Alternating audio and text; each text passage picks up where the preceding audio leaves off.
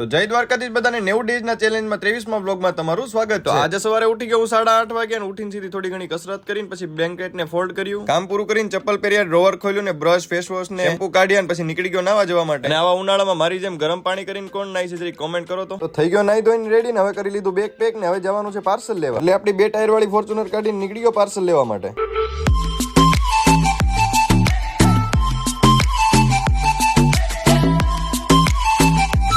Finally પહોંચી ગયો parcel ની દુકાને અને સરેરાથી એક કાકાનું પાર્સલ પણ આવી ગયું। અને શોપ ની અંદર આવીને ડેઈલી રૂટીન એક જ હોય છે, સાફ સફાઈ કરવાનું, હનુમાન દાદાને માળા ચડાવવાની, પછી દીવાબત્તી કરવાની। એ બધું કામ તો હું ડેઈલી કરું જ છું, પણ આજે કારીગર નહોતા એટલે આખી દુકાનની સાફ સફાઈ પણ મારે જ કરવાની હતી। અને પાર્સલ આવેલું તો એને ખોલીને જોવાનો હતો એટલે કાકાના છોકરાને લગાડી દીધો અને પાર્સલ ખોલી નાખ્યું। સ્ટોકનું કામ બધું કમ્પ્લીટ થઈ ગયું ને કાકા એક પાર્સલ ઉતારીને એક પાર્સલ ને લેતા ગયા। થોડીક વાર ફ્રી ટાઈમ મળ્યો એટલે મેં જોઈ લીધા મિસ્ટર ઇન્ડિયન એકરના વ્લોગ। પછી ભૂખ લાગીને મંગાવી લીધા પીઝા ને મને એકલા મૂકીને આ બે ખાવા માંડ્યા। બે પીઝા આખો ખાઈ ગયા ને પાછો મારે મંગાવવો પડ્યો મારા માટે। ત્યાં આવી ગયા વિવેકભાઈ, તો મેન વિવેકભાઈ પછી પાછો પીઝા ખાઈ લીધા અને ધીમે ધીમે કરતા પડી ગઈ શાંત। તો ભગવાનને દીવાબત્તી કરીને જો તમને આજનો બ્લોગ ગમ્યો તો વિડીયોને લાઈક શેર ફોલો કરી દેજો। હું મળું તમને બીજા બ્લોગમાં। જય દ્વારકાધીશ અને બાય બાય।